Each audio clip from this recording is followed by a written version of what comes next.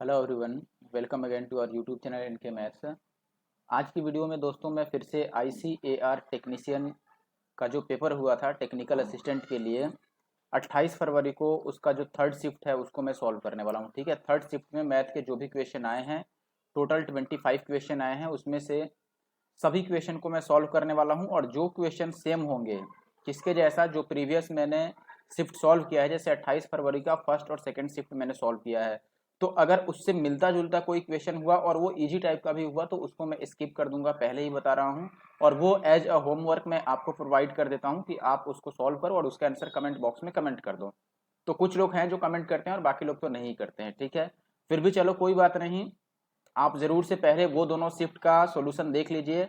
28 October first shift का solution और 28 October second shift का सॉल्यूशन आप जरूर से पहले देख लीजिए, क्योंकि जो मैंने कॉन्सेप्ट वहां डिटेल में डिस्कस कर दिया है, वो अगर वापस एक कॉन्सेप्ट इसमें इस्तेमाल हुआ तो मैं वापस से डिस्कस नहीं करूंगा, डायरेक्ट यूज कर दूंगा उसको। बाकी इसके अलावा SSC CGL की आपको पता होगी, CGL की, CPO की और CHSL की, सबकी मैंने previous year solution chapter wise करा रखा है। और MTS जो लेटेस्ट पेपर है 2021 में जो हुआ था उसको भी मैंने सॉल्व कर रखा है, आप उसे भी देखिए। और MTS के जो बाकी शिफ्ट हैं उनको भी मैं जल्द ही सॉल्व करूंगा, लेकिन उससे पहले ICAR का मैं सॉल्यूशन कर रहा हूँ। ठीक है, इन सभी पेपर्स को मैंने ऑलरेडी सॉल्व कर दिया है अपने channel NK maths Nandu Kumar पे, तो अगर आपने नहीं देखा है तो आप उन्हें भी जाकर जरूर से देख लीजिए। और अगर आप आगे किसी भी SSC के एग्जाम की अगर प्रिपरेशन कर रहे हैं, उनका पेपर देने जा रहे हैं, या फिर NTPC CBT 2 देने जा रहे हैं, तो जरूर से आप ICAR के पूरी सोल्यूशन को जरूर से देखिए और साथ में MTS वाले को भी, क्योंकि MTS में भी SSC ने कुछ नया क्वेश्चन इंट्रोड्यूस किया है। और अगर बात करें ICAR का, तो इन्होंने काफ़ी अच्छा अच्छा क्वेश्चन लिया है अपने मैथ सेक्शन में। ये अब शुरू करते हैं। अगर आपके पास इसकी PDF नहीं है तो आप जरूर से हमारा Telegram group NK maths Nandu Kumar join कर लें, या आप हमें इंस्टाग्राम पे मैसेज कर सकते हैं, ये रहे इंस्टाग्राम ID अपना। ठीक है, चलिए अब पहले क्वेश्चन से मैं शुरू करता हूँ। आप वीडियो को लास्ट तक जरूर देखना, जो लोग स्टार्टिंग में देख रहे हैं अभी, वो लोग वीडियो को जरूर से लास्ट तक देखें। ठीक है, और साथ ही साथ अपने दोस्तों के साथ शेयर कर दें, और जाने से पहले कमेंट और लाइक करके जाना है। ठीक है, पहला सवाल है अपने पास, 7 वर्ष पहले A, B और C की औसत आयु 42 वर्ष थी। 9 वर्ष पहले B और C की औसत आयु 36 वर्ष थी। A की वर्तमान आयु बताना है कितना है। देखो, अगर ABC तीनों का 7 वर्ष पहले का औसत अगर 42 है, तो आज का औसत इनका कितना होगा, 7 बढ़ जाएगा, यानी कि 49 हो जाएगा। यानी कि आज अगर आप बात करें ABC तीनों का ग्रुप एवरेज कितना है, 49 है। वैसे ही B और C का 9 साल पहले जो औसत था वो 36 था, तो आज इनका एवरेज कितना होगा B और C के लिए, 9 बढ़ जाएगा 36 में, तो 9 बढ़ा दो, 9 6 15, यानी कि ये कितना हो जाएगा, 45 है। ठीक है, यानी कि देखो आज के डेट में B और C तो 45 के हैं, लेकिन जब इनके साथ A को भी मिला दिया गया तो सारे 49 के हो गए। इसका मतलब क्या है कि A की वैल्यू किसके बराबर होगी, देखो अब देखो, इसका मतलब B और C के पास तो भाई 4 4 कम है, यानी कि 8 इनके पास कम है, तो वो 8 ज्यादा किसको देना पड़ेगा, A को देना पड़ेगा। तो A की वैल्यू कितनी होगी, 49 प्लस 8, यानी कि 57। अगर ऐसे नहीं समझ आ रहा है तो आप इस तरीके से भी कर सकते हैं कि जो आता है ग्रुप में शामिल होता है उसका हम कैसे एवरेज निकालते हैं। देखो, हम ये मान लेते हैं कि B और C का जो पहले से एवरेज था वो 36 था, जब इसमें हमने A को शामिल कर दिया तो एवरेज ये 49 हो गया, यानी कि इतना बढ़ गया। तो आप बोलेंगे 9 और 4 13 बढ़ गया, यही बोलोगे आप, 13 बढ़ा है ना, 4 और 9 13, बिल्कुल ठीक है। जब इसमें नहीं नहीं सॉरी, 39 नहीं है ना, 36 नहीं है, एवरेज 45 है ना इनका। देखो B और C का एवरेज 45 है, और जब इसमें हम A को भी शामिल कर देते हैं तो ये एवरेज कितना हो जाता है, 49 हो जाता है, यानी कि +4 हो जाता है। ठीक है, तो आपने ये तरीका पढ़ा होगा कि जो आता है उसका हम वैल्यू कैसे निकालते हैं, ओल्ड एवरेज पहले से 45 है, और आने से अगर बढ़ रहा है तो प्लस लिखते हैं। और कितना बढ़ रहा है भाई, 4 बढ़ रहा है, कितने लोगों का, 3 लोगों का। तो आप बोलेंगे कि ये 45 प्लस 4 12, 57, ऐसे भी आप निकाल सकते हैं। तो पहला सही आंसर है। देखिए यहाँ पे कह रहा है कि एक्स और वाई क्रमशः स्थान A और B से, A से B और B से A की तक की यात्रा एक ही समय पर शुरू करते हैं। रास्ते में एक दूसरे से मिलने के बाद एक्स और वाई अपनी शेष यात्रा इतने और इतने घंटे में पूरे कर लेते हैं। एक्स की चाल वाई की चाल से इतना अधिक है, तो पी का मान बताओ। देखो ये बिल्कुल सेम रिपीट हो गया है ना, ठीक है, ये रिपीटेड क्वेश्चन है सेकेंड शिफ्ट से। ठीक है, सेकंड शिफ्ट वाला, तो आप जाके ये जरूर वीडियो देखिए, 28 जो फरवरी का सेकंड शिफ्ट का सॉल्यूशन मैंने डाल रखा है उसको जरूर से देख लीजिए। मैं डायरेक्ट फॉर्मूला यूज कर रहा हूँ। देखो इसकी वैल्यू कितनी होती है, इसकी वैल्यू 2/7 होता है, क्योंकि 14 सही 2/7, ये 1/7 होता है, ये उसका डबल है, तो ये 2/7 है। ठीक है, इसका मतलब अगर आप ये लिखो, फॉर्मूला पता होना चाहिए S1/S2 is equal to T2/T1। ये फॉर्मूला बेसिकली हम यूज कर रहे वाले हैं। तो S1 यानी कि x की स्पीड, तो x की स्पीड y से 2/7 ज्यादा है ना, इसका मतलब y की स्पीड 7 है तो x की स्पीड 9 है, 7 पे 2 ज्यादा हो गया, ठीक है। और इक्वल टू T2/T1, दूसरे को टाइम कितना लगा, p घंटे टाइम लगा है दूसरे को, और अपॉन पहले वाले को टाइम लगा है 9×5 = 45 और 4 49/9 घंटे। यहाँ पर स्क्वायर रूट ले लो, तो ये हो जाएगा 9/7 और ये हो जाएगा √p और अपॉन 7/3। यहां से आप बोलोगे √p की वैल्यू कितनी आ गई, 9/7 और इंटू 7/3, तो ये कैंसिल आउट हो जाएगा और ये 3 से 3 टाइम्स, तो p की वैल्यू कितनी आ जाएगी, 9। तो 9 अपना आंसर है। अगले क्वेश्चन पर आते हैं। अगला सवाल है, ए किसी काम को पूरा करने में b से 6 दिन अधिक समय लेता है और b काम को शुरू करता है और a 4 दिनों के बाद काम को संभालता है और शेष काम को वह 12 दिनों में पूरा कर लेता है। ए बी मिलकर पूरे कार्य का 62% भाग कितने दिनों में पूरा करेंगे। देखो दोस्त, ये ए है, ये बी है। टाइम की बात करें तो बी से 6 दिन अधिक लेता है ए, इसका मतलब बी अगर x दिन लेगा तो ए x से प्लस 6 दिन लेगा, यही बात है। अगर ये टाइम का रेशियो है तो मैं पूछूं एफिशिएंसी का रेशियो क्या होगा, तो आप बोलेंगे x रेशियो x + 6 होगा, यही होगा ना। अब देखो काम क्या हुआ, तो आप बोलेंगे बी ने 4 दिन तक काम किया, ठीक है। बी कितने दिन तक काम करता है, 4 डेज। अगर बी के 1 दिन का काम, यहां पर देखो बी के 1 दिन का काम है x + 6, तो ये 4 दिन में कितना काम करेगा, 4x और प्लस 6 चौके 24, ये बी का काम हो गया। ए 12 दिन तक काम किया है, ए 1 दिन में अगर x काम कर रहा है तो 12 दिन में ये 12x काम करेगा, ये टोटल काम हो गया। बी से हमने 4 दिन काम करवाया, देखो बी से हमने 4 दिन काम कर लिया और ए से 12 दिन काम करवा दिया, तो काम तो पूरा खत्म हो गया ना। और टोटल काम है कितना, टोटल काम के बराबर रख दो। देखो इसको और इसको मल्टीप्लाई करते हैं तो टोटल वर्क निकलता है। अगर आपने टाइम एंड वर्क पढ़ा हो तो इसको मल्टीप्लाई करो, किसके बराबर आ जाएगा, x² और प्लस 6x, इस दोनों को हमने मल्टीप्लाई कर दिया, ठीक है। यहां से x की वैल्यू अब निकालनी है, तो आप बोलोगे कि ये 12 और 4 16x हो रहा है, तो सीधे हम ऐसे लिखेंगे x² और माइनस का 10x और माइनस का 24 इक्वल टू का 0, यही आएगा। यहां से x की वैल्यू बताओ कितना होगा, 24 लाना है तो 12 और 2 में तोड़ सकते हैं ना, 10x को 12 और 2 में, -12 और +2, यानी कि x की वैल्यू जो आएगी वो 12 आएगी यहाँ से, ठीक है। आप इसको क्वाड्रेटिक इक्वेशन को सॉल्व भी कर सकते हैं या डायरेक्ट अगर आपने सीखा हो कैसे सॉल्व करते हैं तो जरूर से आप सॉल्व कर पाएंगे, ठीक है। तो x की वैल्यू हमने निकाल लिया कि 12 है, x की वैल्यू 12 है, इसका मतलब सीधा बात हो गया साफ कि a कितने दिन में काम कर पा रहा है भाई, 12 और 6 18 दिन में, और b काम कर पा रहा है 12 दिन में। तो एफिशिएंसी का रेशियो कितना हो जाएगा, देखो 18 चौके 72 और 12 छक 72, 18 दूना 36 और 12 तिया 36, यानी कि 2 और 3 इसकी एफिशिएंसी आ गई। तो टोटल काम कितना हो गया दोस्तों, 12 तिया 36, टोटल काम तो 36 है लेकिन इसका 62.5% करना है।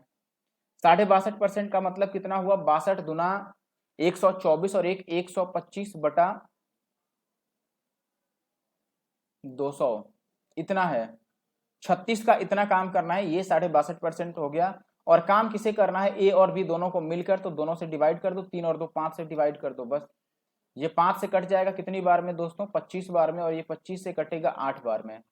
तो ये 2 चौके 8 और ये 9 चौके 36, यानी कि आंसर आ रहा है 9/2, 9/2 ये है, ठीक है। 8 दूना 4 दूना 8 और एक 9/2। आगे नेक्स्ट क्वेश्चन है दोस्तों, A and B are partners in a business, A invests 3 lakhs more than B and B invests his capital for 7:1/2 months, while A invests his capital for 2.5 more months than B. If the share of B in the total profit of 6.25 lakhs is 1.25 lakhs less than the share of A, then what is the capital invested by B. देखो सबसे पहले तो हम ये कह लेते हैं दोस्तों कि लेट से ये ए है और ये बी है। क्वेश्चन में कह रहा है कि ए कितना इन्वेस्ट करेगा, बी से 3 लाख ज्यादा इन्वेस्ट करेगा, यानी कि बी एक्स इन्वेस्ट किया तो ये एक्स प्लस 3 लाख इन्वेस्ट करेगा। टाइम का क्या रोल है भाई, बी अगर 7.5 महीने के लिए इन्वेस्ट किया है 7.5 के लिए, तो ए उससे 2.5 महीने ज्यादा के लिए करता है, 2.5 महीने ज्यादा। 7.5 में अगर 2.5 ऐड करोगे तो कितना बन जाएगा, ये 10 मंथ्स बन जाएंगे, तो ये 10 मंथ्स के लिए किया है, ठीक है। ये आ गया इनकी कैपिटल का रेशियो। और आपको पता है कि जिस रेशियो में कैपिटल होता है उसी रेशियो में प्रॉफिट भी बढ़ता है। तो चलो इसको बाद में प्रॉफिट के रेशियो में बांटेंगे, पहले इसको थोड़ा सिंप्लीफाई कर लेते हैं हम। देखो एक काम करते हैं, ये पॉइंट अगर मैं यहां से हटाता हूं तो यहाँ 0 आ जाएगा, ठीक है। अब ये 25 से कैंसिल आउट हो रहा है तो काट देते हैं, ये 25 यहाँ 75 और ये 25 चौके 100, यही होगा। यानी कि ये आ गया अपने पास 4x और प्लस 12 और रेशियो में ये कितना आ गया अपने पास 3x। ये बात है। अब जरा आप प्रॉफिट का रेशियो देखो, प्रॉफिट कितना था, तो आप बोलेंगे कि देखो भाई 6.25 टोटल प्रॉफिट है, इसमें से ए को 1.25 लाख ज्यादा मिला है, ठीक है, बी का भाग ए से इतना कम है, यानी कि ए को 1.25 लाख ज्यादा मिला है। तो एक काम करो, इसमें से ए का 1.25 लाख अलग निकाल दो, तो आप बोलो कि और 5 लाख रह गए। अब इस 5 लाख को हम बराबर बराबर डिवाइड कर देते हैं ए और बी में, तो दोनों को 2.5 और 2.5 लाख मिल जाएगा। लेकिन ए का 1.25 लाख ज्यादा था, तो इसमें और ऐड कर देते हैं, इसको 1.25 लाख और दे देते हैं, तो ये 3.75 लाख आ जाएगा। यानी ए का जो प्रॉफिट है वो ये है, और बी का जो प्रॉफिट है दैट इज 2.5 लाख, ठीक है। अब आपको पता है कि ये जो इन्वेस्टमेंट का रेशियो है वो इक्वल होगा प्रॉफिट के रेशियो के, तो दोनों को सेम कर दो। देखो इन्वेस्ट कितना किया है भाई, ए किया है, आप बोलोगे कि दिस इज 4x + 12, और ये किया है अपॉन का 3x, ठीक है, और उधर कितना आ गया अपने पास, ए की वैल्यू है 3.75 और बी की वैल्यू है 2.5, ठीक है। अगर आप पॉइंट को हटाना चाहो तो आपको पता है कि ये पॉइंट हटेगा, ये भी पॉइंट हटेगा, तो नीचे एक 10 बच जाएगा। 25 से इसको काट दो, 25 एक बार में, तो 12 और 25 बचे 125, ठीक है। ये कितनी बार में कट गया, 15 बार में, और ये 3 बचे 15 और ये 2 बचे 10। अब क्रॉस मल्टीप्लाई कर दो, तो 4 दूना 8x और 3 तिया 9x, यानी कि x की वैल्यू कितनी आ जाएगी, 12 दूना 24, ठीक है। यही हमसे पूछा गया था कि बी कितना इन्वेस्ट किया है, और वो हमने x लिया था, तो उसने 24 लाख पूरा इन्वेस्ट किया, ठीक है। ये सवाल देखो डिक्टो रिपीटेड है, फर्स्ट शिफ्ट में भी आया था 28 अक्टूबर के, और सेकंड शिफ्ट में भी आया था, ठीक है। और दोनों ही शिफ्ट में मैंने इसे सॉल्व कर रखा है ऑलरेडी, तो ये आपके लिए होमवर्क हो गया। मैंने पहले ही बोला था वीडियो के शुरू में ही कि जो क्वेश्चन रिपीटेड होगा और इजी टाइप का होगा वो आपके लिए होमवर्क है। तो इसका आंसर जो है, ठीक है, इसका जो आंसर है वो आपको कमेंट करना है हमें सॉल्व करने के बाद, ठीक है। क्या करना है, कमेंट करना है, तो सॉल्व करके कमेंट जरूर से करना। नेक्स्ट क्वेश्चन है अपने पास, एक डीलर एक वस्तु के अंकित मूल्य पर 35% छूट देने के बाद भी 30% का लाभ अर्जित कर लेता है। यदि उस वस्तु के क्रय मूल्य में 25% की वृद्धि होती है और उसके अंकित मूल्य पर अब कितना परसेंट का डिस्काउंट दिया जाए कि नए क्रय मूल्य पर उसे 24% का लाभ हो जाए, ठीक है। देखो पहले 35% का डिस्काउंट देता है तो 30% का लाभ होता है। तो एमपी और सीपी का रेशियो आपने कभी ना कभी पढ़ा होगा। एमपी क्या होता है, 100 प्लस प्रॉफिट, 100 प्लस प्रॉफिट, यानी कि ये 130 बनेगा। और सीपी क्या होता है, 100 माइनस डिस्काउंट। तो 100 में से इस डिस्काउंट 35 को माइनस कर लो तो ये 75 आ जाएगा, ठीक है। 35 नहीं 65 होगा ना, ये यहाँ पे 65 आएगा, ठीक है। अब इससे ये 2 टाइम्स कट जा रहा है, तो ये 2 और 1 का रेशियो आ रहा है। तो एक काम करते हैं, हम इसको 200 और 100 मान लेते हैं, कोई इशू नहीं आना चाहिए, क्योंकि रेशियो है तो 200 और 100 का भी रेशियो मानने से कोई दिक्कत नहीं है, ठीक है। कैंसिल आउट होने के बाद ये पहले जितना आ जाएगा। अब देखो क्या कह रहा है, अब कह रहा है कि क्रय मूल्य में 25% की वृद्धि हो जाती है, यानी कि सीपी जो है ये 25% बढ़ जाता है, तो ये 125 बन गया, ठीक है। और ये कह रहा है कि अंकित मूल्य पर अब कितने प्रतिशत का छूट देना चाहिए कि 24% का लाभ हो जाए। तो देखो एसपी कितना बनेगा, आप जरा बताओ, 125 रुपए का खरीदा है और 24% का लाभ चाहिए, तो ये 124/100 बनेगा। ये 25 से 5 बार में कटेगा, और ये 25 से 4 बार में कटेगा, और 4 तियां 12 और 4 एक बार में, तो 31 बचे 155 बन गया। यानी कि देखो यहां पर आप बोलोगे कि एमपी 200 है और सेलिंग प्राइस कितना है 155, तो कितना का डिस्काउंट मिला भाई, तो आप बोलेंगे 45 का डिस्काउंट मिला। देखो 200 पे अगर 45 का डिस्काउंट है तो 100 पे कितना होगा, इसका आधा, यानी कि 22.5 का डिस्काउंट होगा, तो 22.5%। परसेंटेज लेने के लिए यही करेंगे ना, 100 पे जितना होगा वो परसेंटेज होता है। 200 पर अगर 45 चेंज हो रहा है तो 100 पे 22.5 होगा। क्वेश्चन क्या है, the tangent at a point P on a circle with centre O intersects the diameter BA produced at Q. If angle QPB equal to 103 degree, then what is the measure of angle PAQ?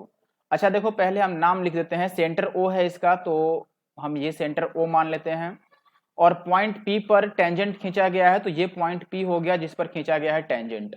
और ये कह रहा है कि diameter B ए को बढ़ाया गया है। डायमीटर कौन सा है दोस्तों, बी, और ए डायमीटर है, इसको बढ़ाने पर ये क्यू पर आकर इंटरसेक्ट कर देता है टेंजेंट को, ठीक है। अब कह रहा है कि angle Q P B is 103 degree, Q P B this one, देखो ये पूरा एंगल जो है वो 130 डिग्री है, ठीक है, सॉरी 103 डिग्री है। ये कितना है, 103 डिग्री। तो हमसे पी ए क्यू पूछ रहा है, पी ए क्यू का मतलब ये वाला एंगल पूछ रहा है। देखो एक्चुअली ये दोनों एंगल तो सेम ही होता है, अगर आपको याद हो तो आंसर बी होगा, सेकंड वाला 103 डिग्री ही होगा। लेकिन फिर भी अगर आप ये नहीं पढ़े हैं ये कैसे होता है, तो मैं एक बार करके आपको दिखा देता हूं। देखो आपको ये पता होगा कि ये एंगल अगर थीटा है दोस्तों तो ये भी एंगल थीटा होता है, ठीक है। ये आपने टेंजेंट वाले में पढ़ा होगा कि ये सर्कल है और ये टेंजेंट है लेट से, और यहाँ पर कोई ट्रायंगल बनता है तो आपको पता होगा कि ये थीटा है तो ये एंगल भी थीटा होता है, ठीक है। तो उसी के अकॉर्डिंग मैंने बोला कि ये थीटा है तो ये कितना होगा अपना, ये वाला भी थीटा होगा, ठीक है। अब जरा देखो अगर ये थीटा है और ये भी थीटा है तो क्या हम एंगल ए बता सकते हैं कितना होगा? तो आप बोलेंगे बिल्कुल बता सकते हैं। या एंगल ए नहीं तो देखो हम ये कह सकते हैं दोस्त, बात समझना जरा मैं क्या बता, देखो ये बात आपने पढ़ी होगी पहले कि किसी भी अर्धवृत्त में बना हुआ कोण समकोण होता है। अर्धवृत्त का मतलब सेमी सर्कल में अगर एंगल बनता है तो वो राइट एंगल होता है, ठीक है। अगर ए बी यहाँ पर डायमीटर है तो इनके द्वारा जो भी सरकमफ्रेंस पर एंगल बनेगा वो कितने का बनता है, 90 डिग्री का। तो यहाँ पर भी ए बी डायमीटर है तो ये वाला एंगल केवल मैं बात करूं तो ये 90 डिग्री का होगा। तो थीटा वाले की वैल्यू कितनी होगी, अगर ये 90 है तो ये 13 डिग्री होगा, तभी तो पूरा ये ओवरऑल 103 बनेगा ना। और ये अगर 13 है तो ये भी कितना हो गया अपने पास, 13 हो गया। और एंगल ए जो है ये एक्सटर्नल एंगल है, देखो आप ये एक्सटर्नल एंगल है किसका, तो आप बोलेंगे ट्रायंगल पी बी और ए। पी बी ए में ट्रायंगल पी बी ए में आप देखोगे कि एंगल जो पी ए क्यू है ये एक्सटर्नल एंगल है, तो ये डेफिनेटली 90 + 13 होगा यानी कि 103 होगा। इस कोण के और इस कोण के योग के बराबर होता है, आपने पढ़ा होगा एक्सटर्नल एंगल जो होता है वो सम, जो इंटरनल दो एंगल बनते हैं उनके सम के बराबर होता है, ठीक है। ये एक पेड बैच में ला रहा हूँ तो पेड बैच के बारे में भी थोड़ा इन्फॉर्मेशन मैं दे दूँ इसी वीडियो में, ठीक है। अलग से वीडियो बनाने की जरूरत नहीं पड़ेगी ऐसे। देखो अगर आप पहले से बहुत अच्छे से सिलेबस कर चुके हैं तो आपको ये पेड बैच लेने की जरूरत नहीं है। लेकिन अगर आपको लगता है कि बेसिक में आपके या फिर आपके जो कॉन्सेप्ट्स हैं उसमें कहीं ना कहीं कमी है, कॉन्सेप्ट बहुत अच्छे से आप नहीं क्लियर कर पाए हैं, तो ज़रूर से आप हमारा ये बैच ज्वाइन कर सकते हैं। कुछ लोग कहते हैं कि हमें केवल एडवांस चाहिए, कोई बोलता है हमें केवल अरिथमेटिक चाहिए, तो इसीलिए मैंने दो पैरेलली बैच को अनाउंस कर दिया, एडवांस के लिए अलग और अरिथमेटिक के लिए अलग, ठीक है। अब देखो ये सारे डिटेल्स जो हैं ये तो आप पढ़ ही पाए। अच्छी बात क्या है कि कॉन्सेप्ट बहुत अच्छे से मैं क्लियर करता हूं, या फिर हमेशा कोशिश करता हूं कि कॉन्सेप्ट पर ज़्यादा ध्यान दिया जाए, ठीक है।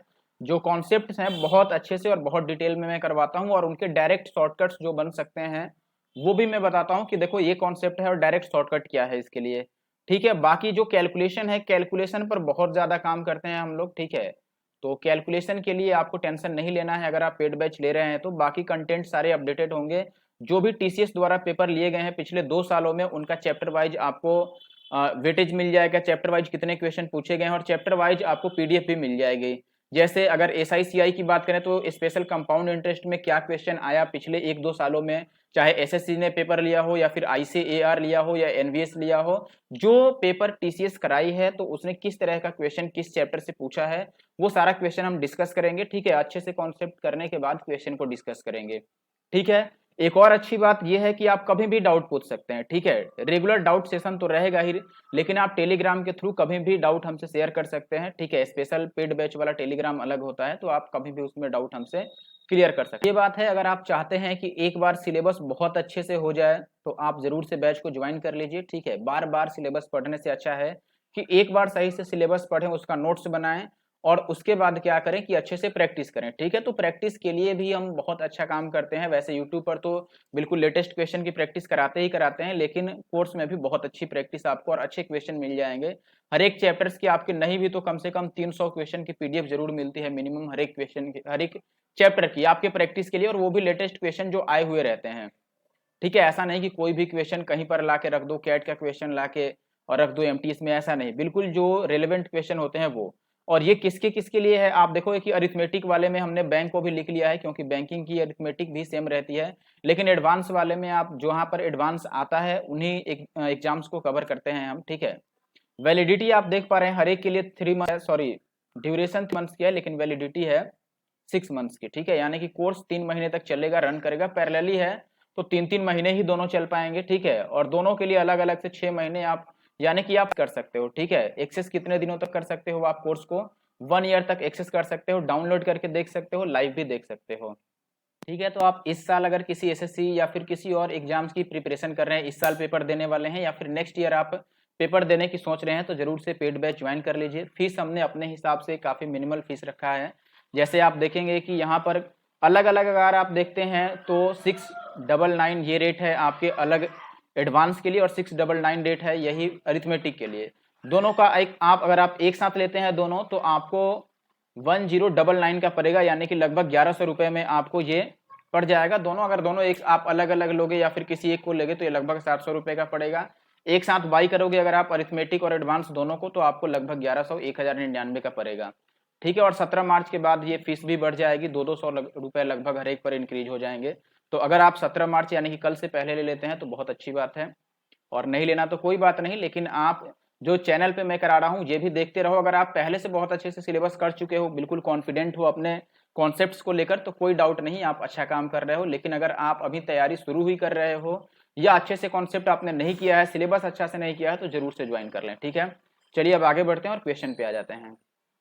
चलिए अगला क्वेश्चन है अपने पास, एक कंप्यूटर 76,800 रुपए नगद या फिर 23,840 रुपए नगद डाउन पेमेंट और 3 अर्धवार्षिक किस्तों में उपलब्ध है। यदि ब्याज 20% वार्षिक है और ब्याज की गणना अर्धवार्षिक चक्रवृद्धि आधार पर की जाती है तो किस्त योजना में प्रभावित कुल ब्याज कितना है। यानी कि हमें इंटरेस्ट बताना है कौन से स्कीम में, इंस्टॉलमेंट वाले स्कीम में। देखो ये भी क्वेश्चन रिपीटेड है बिल्कुल। अगर आप पुराना वाला वीडियो मेरा देख चुके हैं, कल की वीडियो जो कल या परसों में जो मैंने अपलोड की थी आईसीएआर का सॉल्यूशन, तो जरूर से आपको याद होगा कि ये कैसे सॉल्व करेंगे।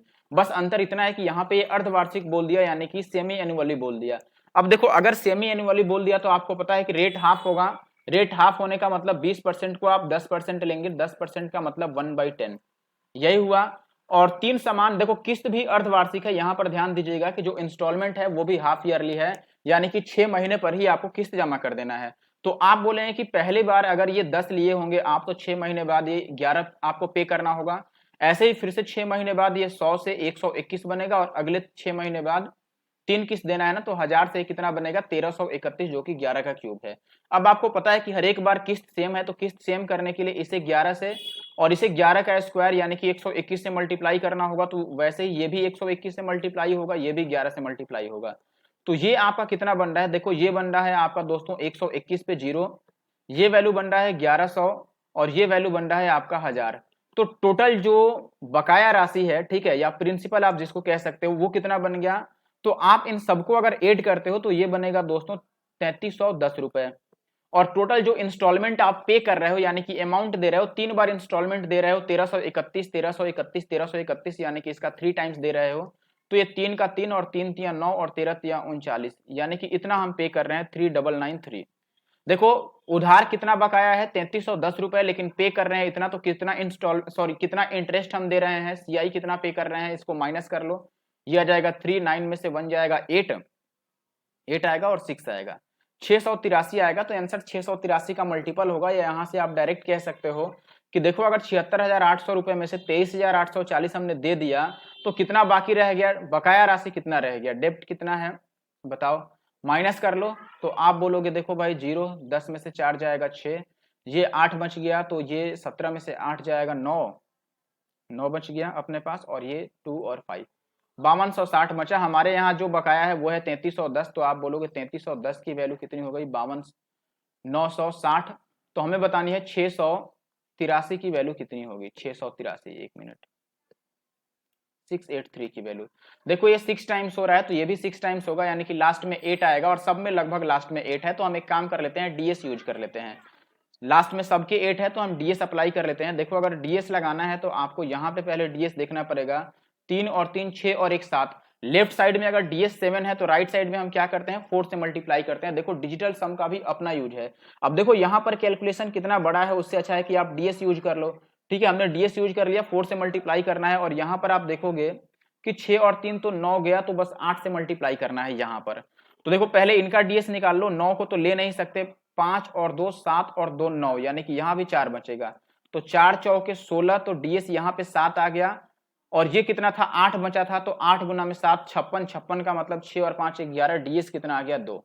तो जिस ऑप्शन का डीएस 2 होगा वो अपना आंसर होगा। ठीक है, पहले का देख लो, 9 तो ले नहीं सकते, 8 और 1 9 ले नहीं सकते, डीएस 2 यहीं पे बच रहा है, तो ये आंसर हो सकता है।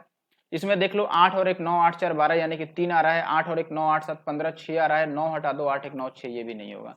तो पहला ऑप्शन आपका सही उत्तर है। ठीक है, आगे बढ़ते हैं। अगला क्वेश्चन है, 100 किलोमीटर की यात्रा करने में ट्रेन ए ट्रेन बी से 30 मिनट कम समय लेती है और ट्रेन बी की गति ए की गति से 10 किलोमीटर पर आवर कम है, तो ए की गति क्या है। देखो ए की गति को अगर मैं कुछ नहीं बोल रहा हूं, चलो ठीक है, हमें 100 किलोमीटर की दूरी तय करनी है ना, और ए बी से 30 मिनट का कम समय लेता है। यानी कि अगर बी के लिए टाइम निकालो तो आपको टाइम पता होगा कि टाइम होता है डिस्टेंस अपॉन स्पीड।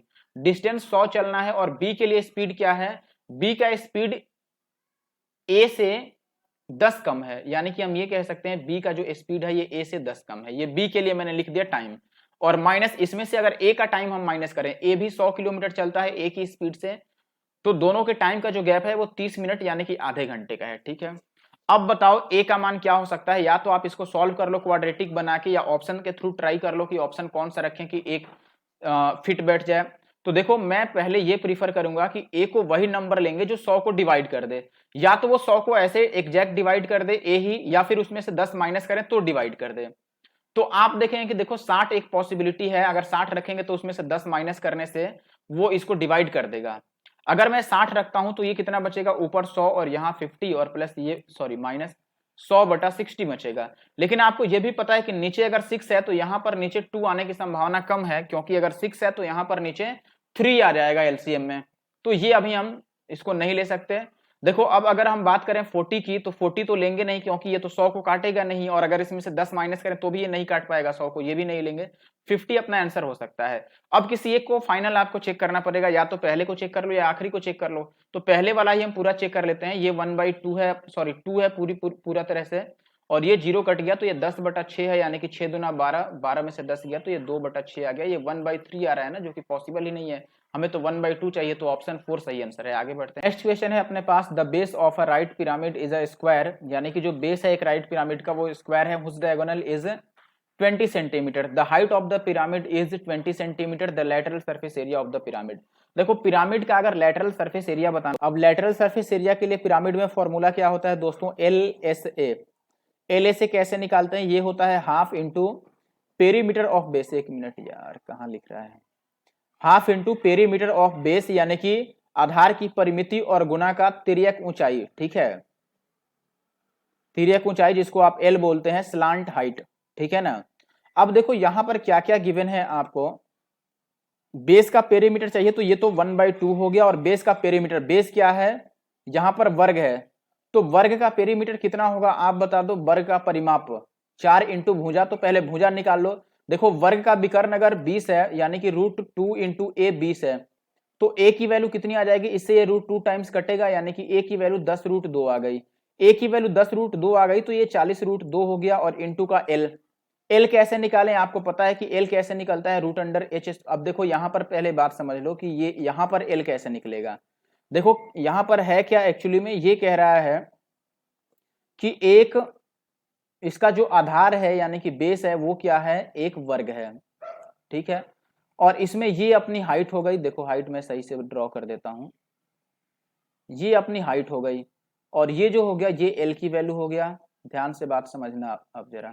ठीक है, इस केस में ये अपना जो है ये एल है, और ये हाइट है जो कि आपको दे रखा है इसमें, हाइट की हाइट कितना है 20, एल की वैल्यू हमें निकालनी है, और ये 90 डिग्री है।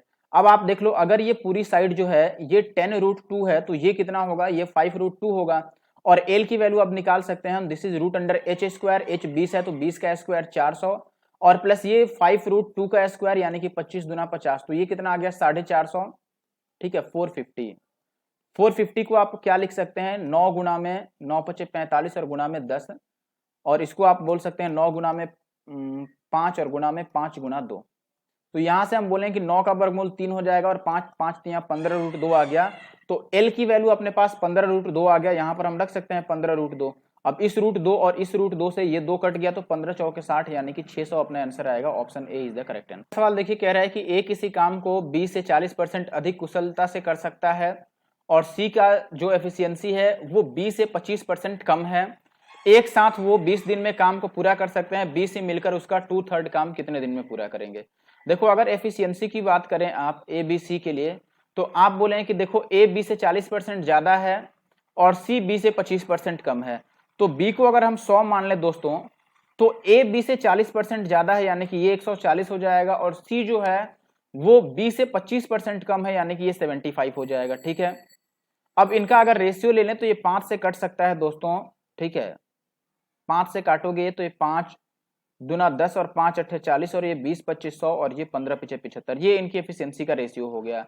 अब देखिए ये 20 दिन में इस काम को पूरा खत्म कर सकते हैं, यानी कि टोटल वर्क कितना होगा। आप देखो 20 ही से काम कराना है तो हम एक ही बार काम लिखते हैं। देखो तीनों के हिसाब से एक दिन का काम कितना है, तो आप बोलोगे कि इन सबको जोड़ लो। देखो इसको 5 अगर दे दें तो कितना हो जाएगा, ये भी 20 बन जाएगा ना, तो 20 या 60 और 3 63। टोटल काम 63 के हिसाब से 20 दिन का है, ठीक है, यानी कि 63 गुना 20 टोटल काम है। इसका 2/3 काम करवाना है, और किससे करवाना है भाई, बी और सी दोनों से। तो बी और सी वाला ऐड कर लो, इसको ऐड करोगे तो 35 आएगा, बस यही निकालना है हमें। कैंसिल आउट कर लो अगर कुछ कट रहा है तो। देखो 5 सते 35 और ये 9 सते 63 और ये 3 तिया 9 कट गया और ये 5 चौके 20 कट गया, तो 4 दूना 8 तिया कितना आ रहा है अपने पास, 24।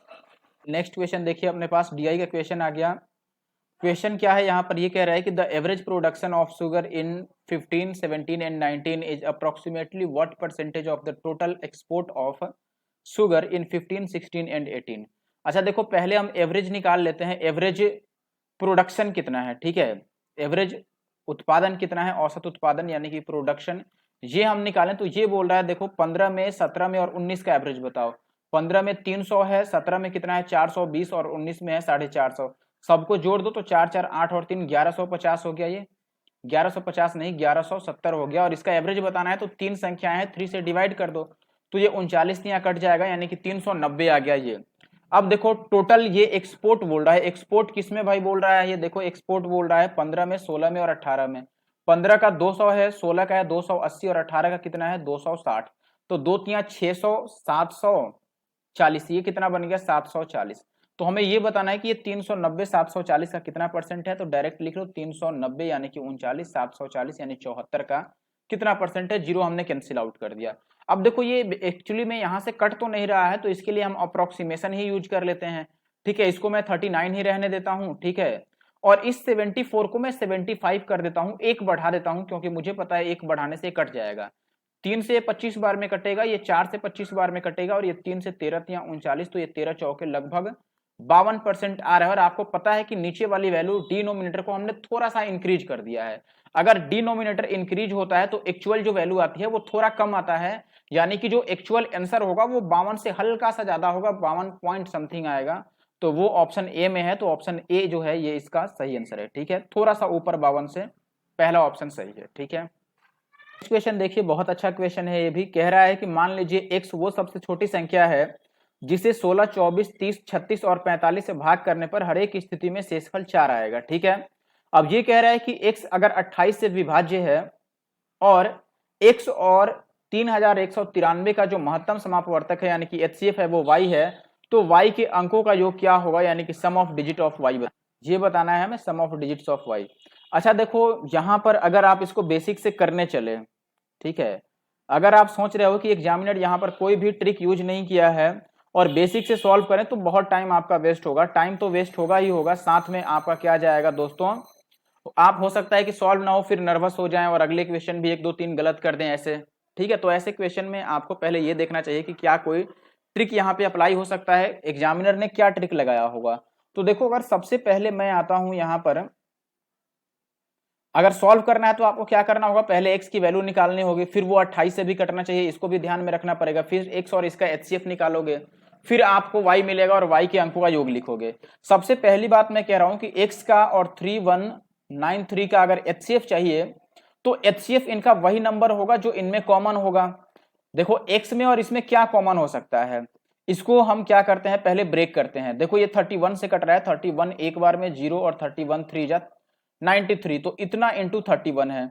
अब देख रहे हो कि ये भी प्राइम नंबर है और ये भी प्राइम नंबर है, इसका मतलब x चाहे जो भी नंबर आए, HCF अब क्या क्या पॉसिबल है, देखो HCF या तो 103 होगा जो कि y की वैल्यू हो सकता है, या फिर ये 31 होगा, या अगर दोनों में कोई भी चीज कॉमन नहीं होगा तो ऐसे में HCF 1 बनेगा, ठीक है।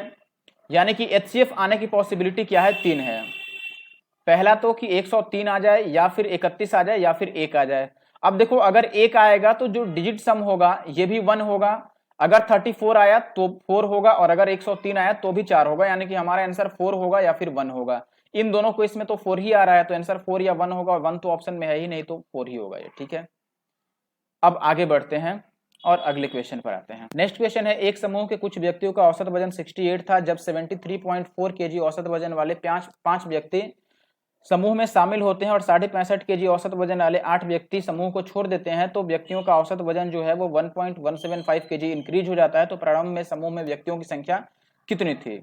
देखो, इस क्वेश्चन को सॉल्व करने से पहले मैं आपको बता दूं दोस्तों कि आप हमारे चैनल एनके मैथ्स को जरूर से सब्सक्राइब करके रखिए, क्योंकि आगे जो एनवीएस का पेपर हुआ था उसका भी सॉल्यूशन मैं लेकर आने वाला हूं।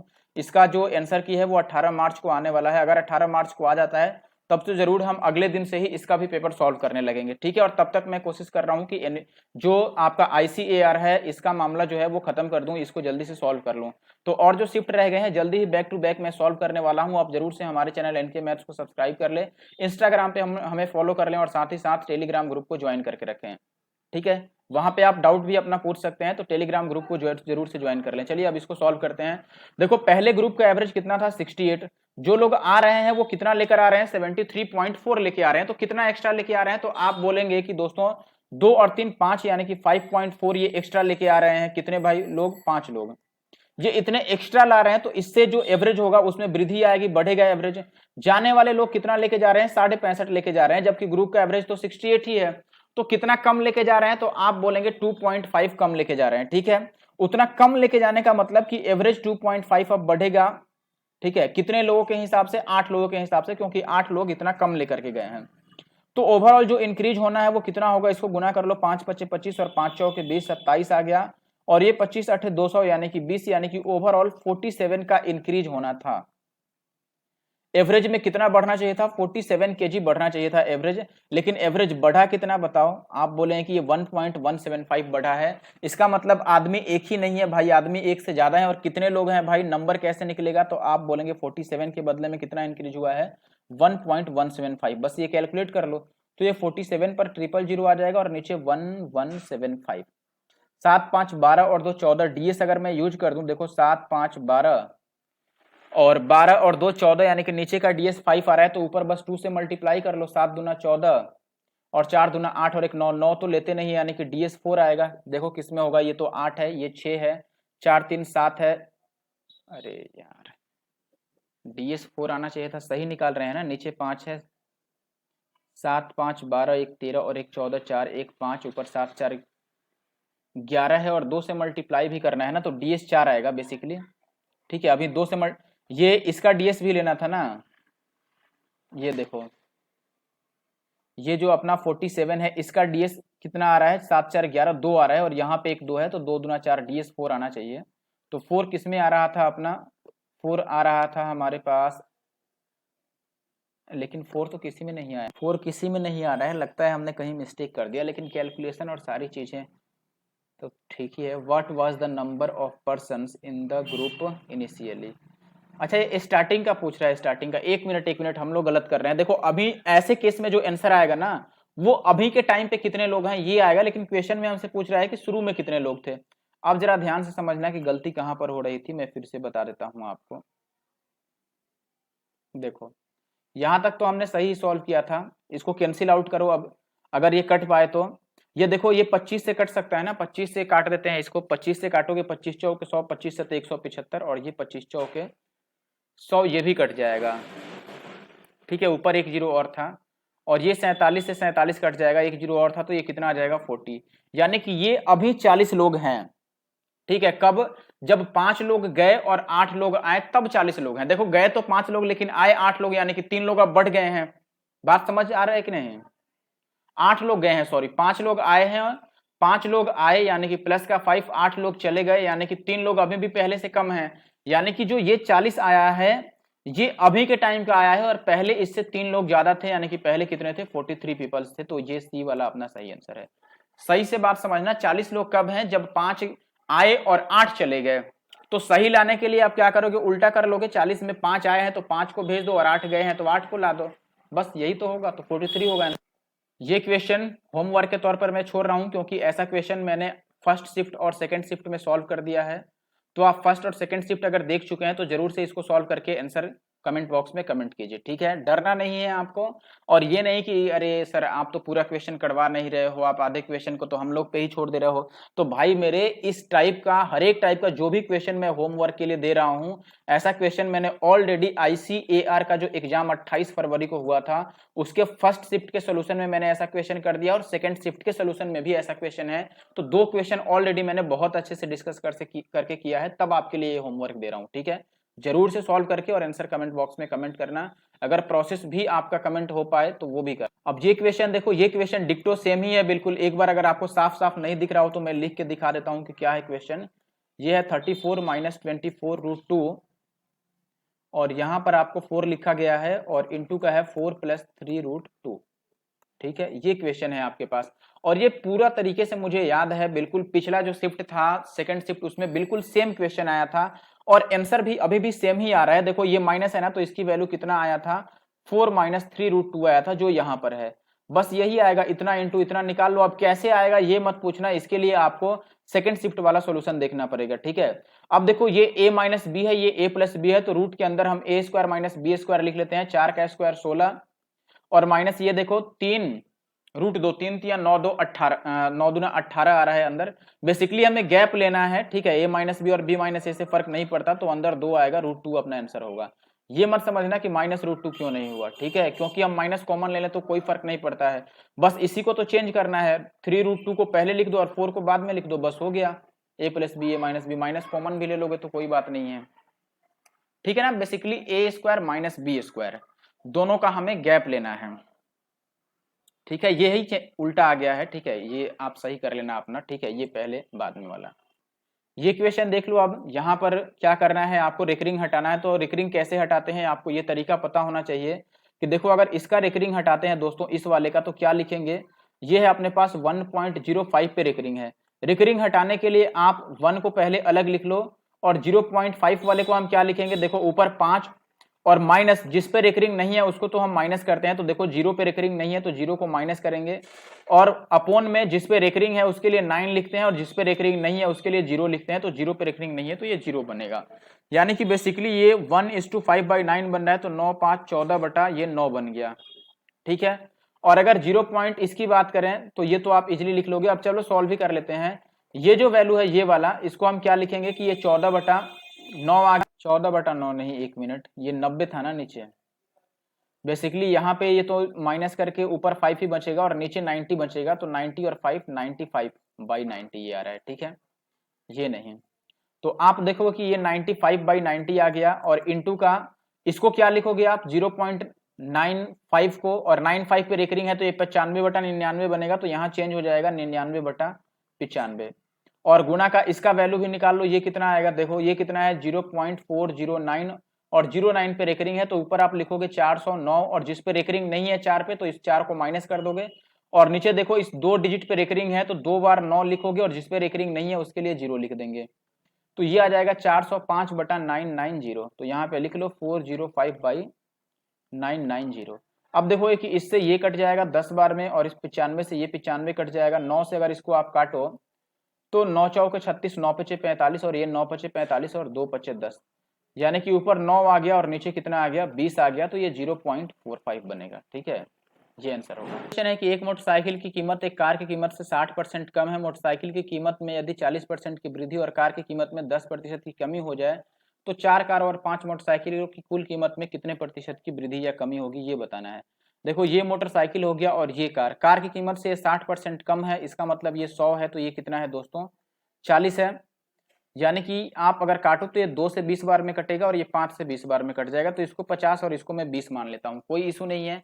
अब कह रहा है कि देखो भाई मोटरसाइकिल की कीमत में 40% की वृद्धि हो जाती है, ये 40% बढ़ जाता है। 40% बढ़ने का मतलब दोस्तों 10% 2 है तो 40% कितना हो जाएगा 8, 8 बढ़ेगा तो ये 28 हो गया, और ये 10% कम हो रहा है, यानी कि ये कितना हो गया आपका 45 हो गया।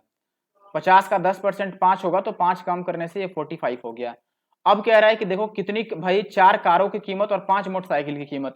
मोटरसाइकिल 5 है तो 5 से मल्टीप्लाई कर लो, कीमत कार जो है वो 4 है तो 45 चौके ये तो 180 आ गया, और ये आ गया 28 पचे 2 पचे 10 और 8 पचे 40, ये 140 आ गया। यानी कि ये टोटल कितने हो गए, तो आप बोलेंगे 1 और 1 2 और 1 320 बन गया, इनकी कीमत 320 बन रही है। पहले कितना था, पहले 4 कारों, देखो यहां पर देखो पहले के केस में 4 कारों की कीमत टोटल कितनी थी, एक कार की कीमत अगर 50 रुपए है तो 4 कार की कीमत 200 रुपए, और 5 मोटरसाइकिल 20 25 100 मोटरसाइकिल की कीमत 100 हो गई टोटल, तो ये 300 बन गया। तो जो पहले 300 है अब वो 320 हो गया है, तो कितना बढ़ गया भाई, 20 बढ़ गया, कितने से, 300 से, और इंटू का 100, यही तो बताना है।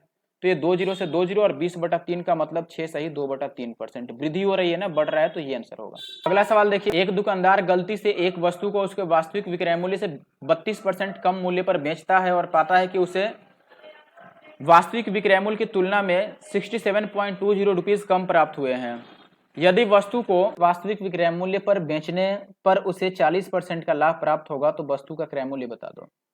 अच्छा देखो, सबसे पहली बात आप समझिए, 32% अगर कम रेट पर बेचेगा, एसपी से 32% कम पर बेच रहा है, यानी कि एसपी को 32% कम कर दिया। एसपी को देखो ध्यान से समझना, अब सेलिंग प्राइस को इसने 32% कम किया, तो रेट कितना कम हो गया, 67.20, यानी कि अगर सेलिंग प्राइस के लिए हम परसेंटेज की बात करें तो 32% कितना है, 67.2 है। ठीक है, आप देखो इसका 100 पर होगा, 32 से अगर इसको काटो तो 32 दूना 64 और 32 एक बार में, यानी कि 2.1 टाइम्स कट जाएगा, तो 100% 210 होगा। ये 100% अपना एसपी है, ध्यान दीजिए, ओरिजिनल एसपी जो है वो 210 है। अब सवाल कह रहा है कि अगर ओरिजिनल एसपी पर बेचे तो 40% का प्रॉफिट हो जाएगा, तो सीपी कितना होगा, यानी कि ये जो एसपी है ये एक्चुअली में हमारे सीपी के हिसाब से 140% है, क्योंकि ये 40% का प्रॉफिट दे रहा है। तो इसकी वैल्यू अगर 210 है तो 100% की वैल्यू कितनी है, यही तो बताना है। काट दो, अगर 14 से काटोगे तो 14 एक बार में और 14 25 70, ये इतनी बार में कट रहा है, तो 100% की वैल्यू 150 आ जाएगी। जब 10 की वैल्यू 15 है तो 100 की वैल्यू 150, यानी कि ये आंसर होगा अपना पहला। अब ये क्वेश्चन देख लीजिए, यहां पर कह रहा है कि x और प्लस 1/3x की वैल्यू 5 है, तो आपको 27x³ प्लस 1/8x³ की वैल्यू बतानी है। सबसे पहले ये जो दिया है देखो, अगर मैं दोनों तरफ इसको क्या करूं, 3/2 से मल्टीप्लाई कर दूं तो क्या होगा, अगर इधर भी और इधर भी मैं 3/2 से मल्टीप्लाई कर देता हूं तो ये वाला बचेगा अपना 3x और प्लस ये 1/2x बच जाएगा, और ये 15/2 बचेगा, यही तो होगा। अब जो क्यूब पूछ रहा है हम डायरेक्टली निकाल सकते हैं, इसका अगर क्यूब करोगे तो कितना बनेगा, 15/2 का क्यूब, और देखो यहां प्लस है तो माइनस करना पड़ेगा, 3ab, 3a के जगह पर कितना है 3x, यानी कि 3b के जगह पर 1/2, क्योंकि x तो कट जाएगा, एक में ऊपर है x एक में नीचे है, तो वो कैंसिल आउट हो जाएगा, और इंटू a प्लस b कितना है 15/2 है। आप चाहो तो 15/2 को यहां से कॉमन ले लो, 15/2 को अगर हम कॉमन ले लें तो यहाँ 15 का स्क्वायर 225 माइनस 2 का स्क्वायर 4 रहेगा, माइनस ये देखो यहां पर कुछ भी नहीं कट रहा है, तो ये 3 3 9 15 9 135 और बटा 4, तो ये 15/2 हो गया अपने पास। ठीक है, ये कटना चाहिए था क्या, 3 3 9 15 9 135, अच्छा 15/2 को हमने कॉमन ले लिया ना, इसीलिए गड़बड़ हो रहा है। 15/2 को हमने कॉमन ले लिया था बेसिकली, तो अब यही रह गया ना, 3 3 जा 9/2 रह गया, ये 9/2 को अगर हमें 4 बनाना हो तो 18/4 लिख सकते हैं, तो ये हो गया 15/2, और गुना में इसमें से 18 माइनस कर दो तो 8 7 15, यानी कि ये 207/4, तो नीचे तो 8 आएगा, ये बात फिक्स हो गया, और ऊपर 15 सते 105, यानी कि 05 आएगा, तो ये आंसर है। ठीक है, इसको मल्टीप्लाई कर लेना अपना, ऊपर 05 आएगा और नीचे 8 आएगा। नेक्स्ट क्वेश्चन DI का है, देखो ध्यान से जरा समझना, क्वेश्चन है the total number of female employees in office B, C and D who got a promotion is what percentage more than the number of male employees in office A and C who did not get a promotion।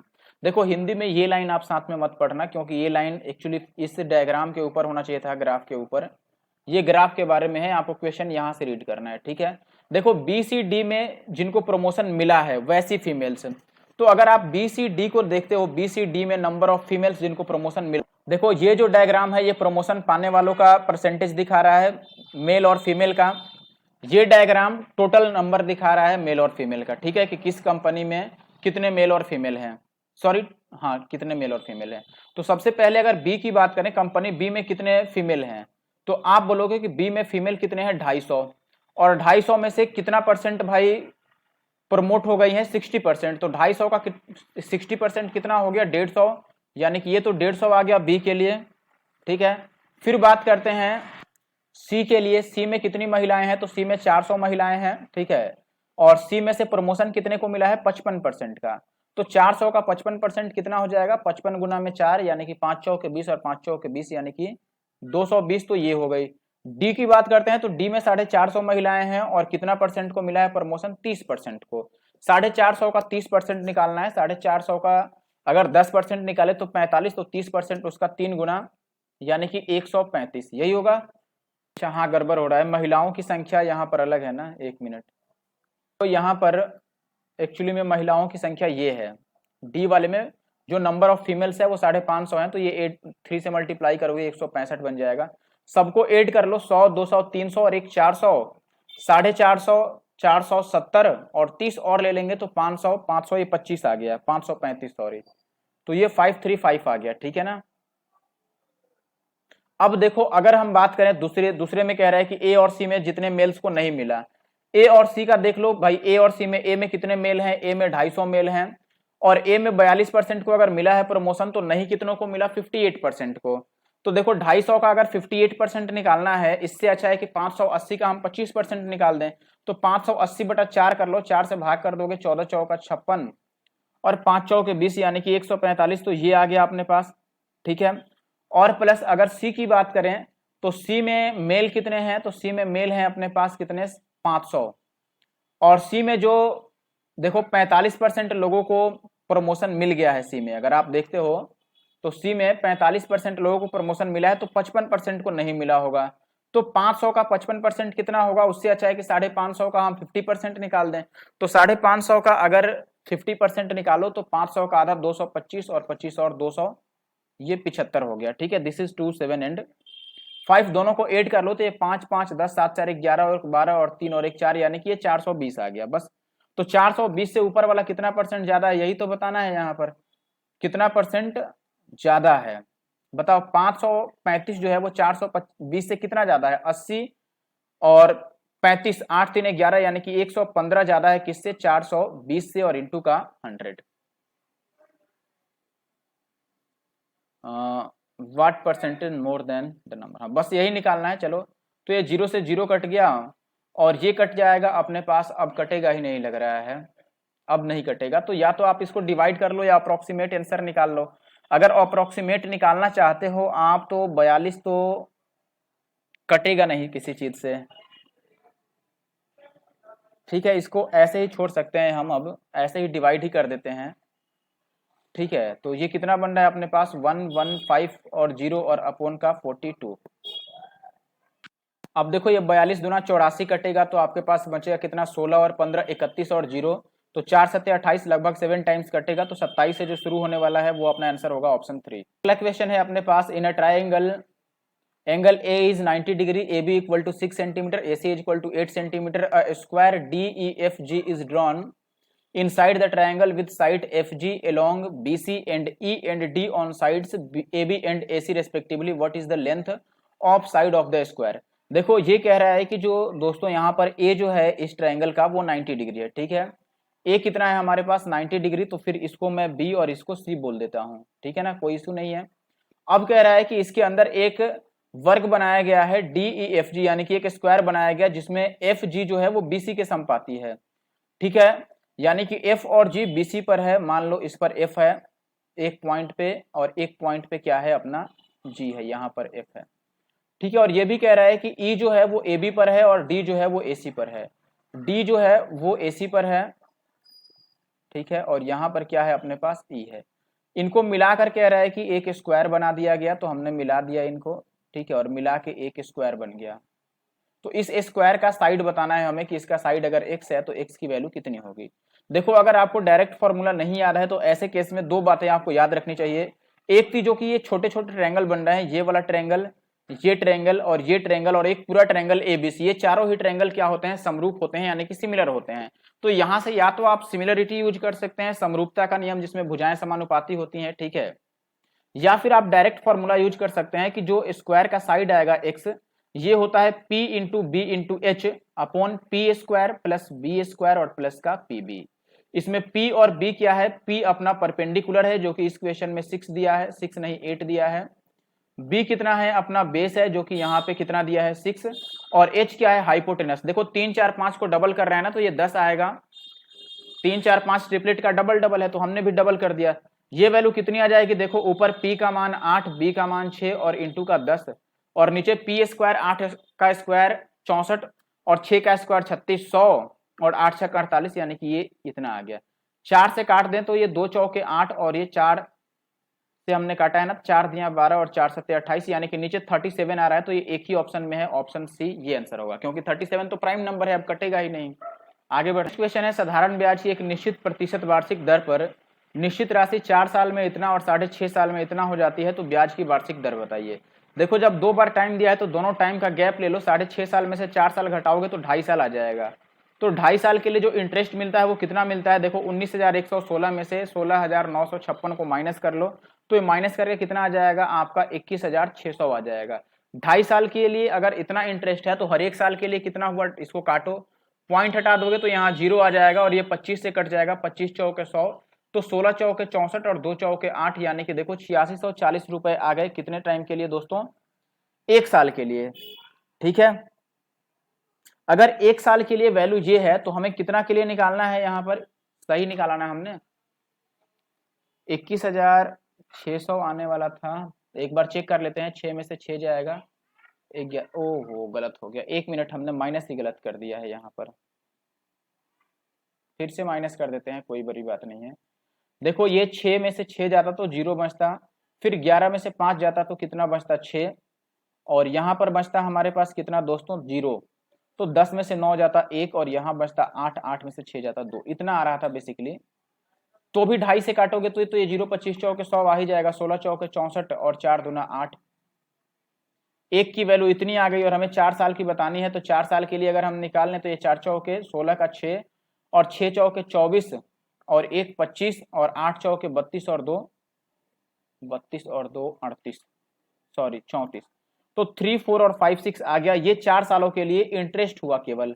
तो अगर principal निकालो तो आप बोलोगे 4 साल में जो राशि थी वो बन गई थी 16,956, तो आप 16,956 में से इसको माइनस कर लोगे किसको, 3456 को, तो ये कितना आ जाएगा, 56 में से 56 जाएगा 0, और 9 में से 4 जाएगा तो यहाँ पर 5, और 16 में से 3 जाएगा तो 13,500 क्या आ गया अपने पास, प्रिंसिपल आ गया। अब अगर रेट निकालना है तो आप रेट जानते हो, एसआई इंटू 100, एसआई 1 साल में कितना था 164, सॉरी 864, तो ये 864 इंटू का 100 अपॉन प्रिंसिपल कर लो 13,500।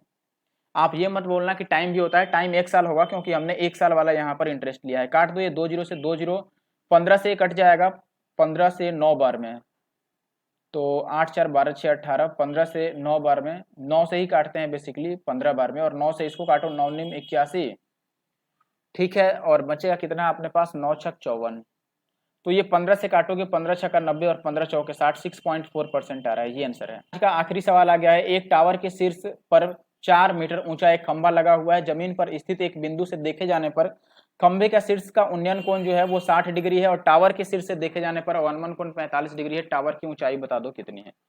ठीक है, देखो पहले मैं एक चित्र बना देता हूँ छोटा सा, फिर बात समझिएगा। यहाँ से एक बार इसको मिला देते हैं और एक बार इसको मिला देते हैं, ठीक है। अब देखो इसमें मैंने 2 चित्र क्यों बनाया, क्योंकि जो टावर है वो यहाँ तक है और इसके ऊपर ये खंभा हो गया, ठीक है। खंभा 4 मीटर ऊंचा है, टावर की हाइट को मैं h बोल देता हूँ, कोई दिक्कत नहीं है, और इस पॉइंट पर जो एंगल है, छोटा वाला एंगल 45 है और बड़ा वाला एंगल कितना है 60। अब देखो अगर 45 के हिसाब से आप देखोगे तो आप बोलोगे कि 45 के हिसाब से तो ये दोनों सेम होगा, यानी कि ये h है तो ये वैल्यू भी h होगी। लेकिन जब 60 के हिसाब से देखोगे तो आप बोलोगे दोस्त कि ये 60 है तो ये वैल्यू कितना हो गया 30, और 30 के सामने अगर h होगा तो 60 के सामने ये पूरी वैल्यू कितनी होगी, ये पूरी वैल्यू h√3 होगी।